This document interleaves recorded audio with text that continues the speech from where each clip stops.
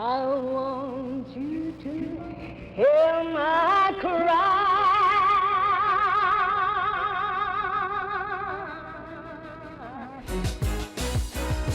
I remember being a little girl at my church back in Simpsonville, South Carolina, and seeing a poster of Mahalia Jackson and seeing myself. I saw this woman with a round face and dark skin, and I was like, who is that?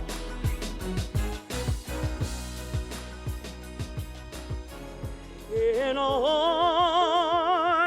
striving, yeah.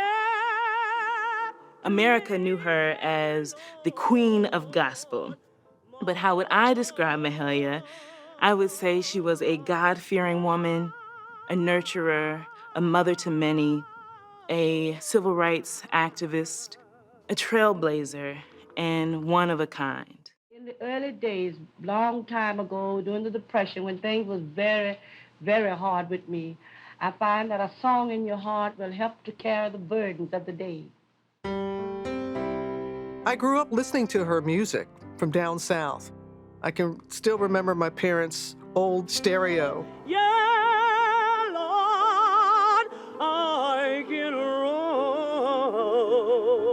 People know about her music. They don't know the real story. They don't know how she was a part of the civil rights movement. They don't know how she fought to stay true to herself. I think you could really sing the hell out of the blues. Well, a Negro can't sing the hell out of the blues.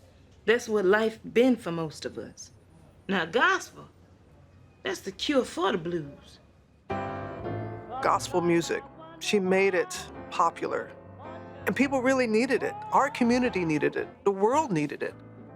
The fact that she could move people as she did and be so patient in doing it, it took a long time for her to get the recognition that she deserved.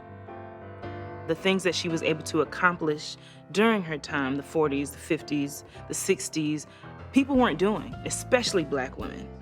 To me, there would not be an Aretha Franklin, a Beyonce, a Lettucey without Mahalia Jackson.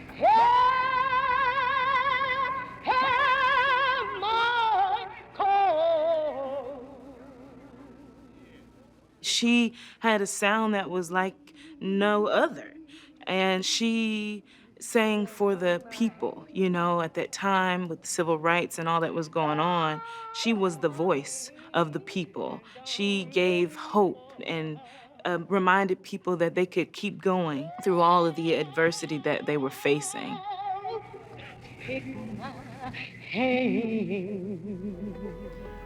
But can I please work my way through the song a bit further? I'm a little nervous. We've had the script, and we didn't have the right person to play Mahalia. And then Danielle Brooks, Mahalia Jackson, perfect match. But Pastor, this is how we sing down south. She personifies Mahalia Jackson in so many ways. And she's so respectful of who it is that she is playing. I only sing in God's name. As I got older, people started to compare my voice to her, and I had a few people say to me, you should play Mahalia Jackson, and that's where the seed got dropped. And I started to lean into that. And serve him the days of your youth, and when you grow old, he may not depart from you. I could not have done this part without faith. I don't think it's something that you can just play at. You can probably ask me any gospel song, I would probably know it. And so this one just felt like it was God sent in a lot of ways.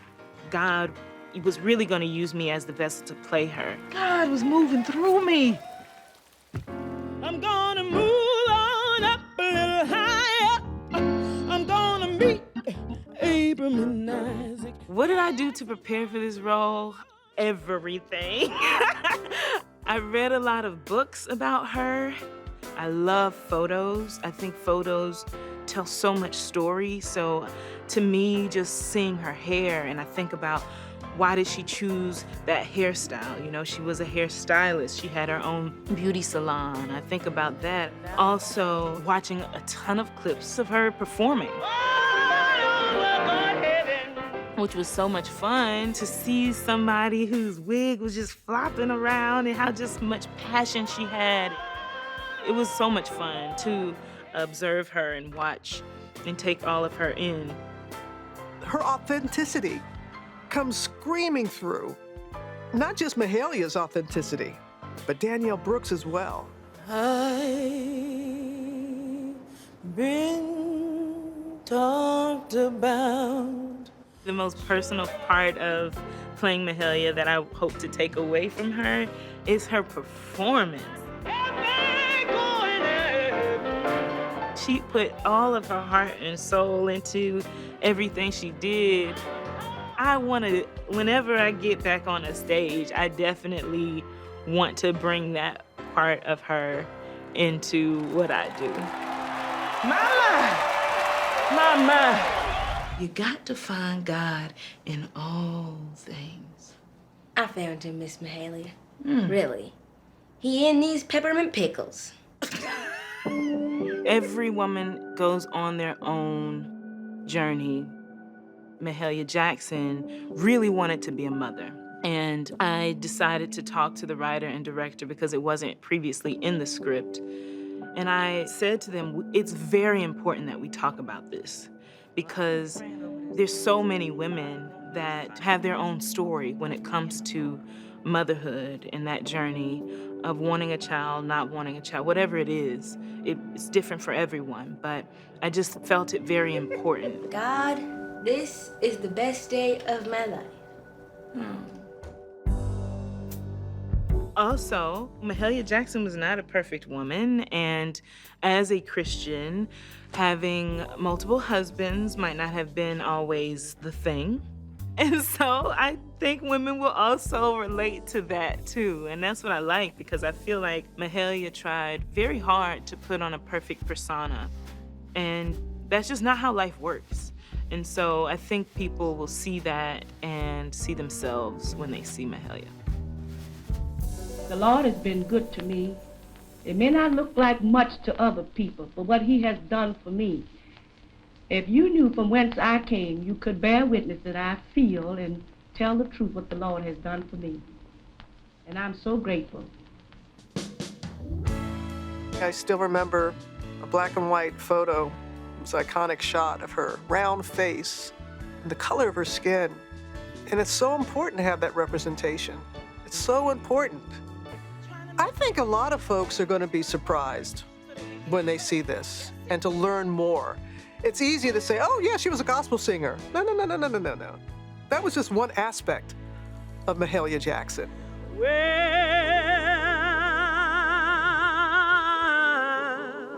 People are going to realize the impact that Mahalia had on the civil rights movement. She was singing at fundraisers. She was raising money for the movement. But you know how she also helped the movement? By being on the Ed Sullivan Show, by traveling to Europe, by being at Carnegie Hall, by being seen as she was.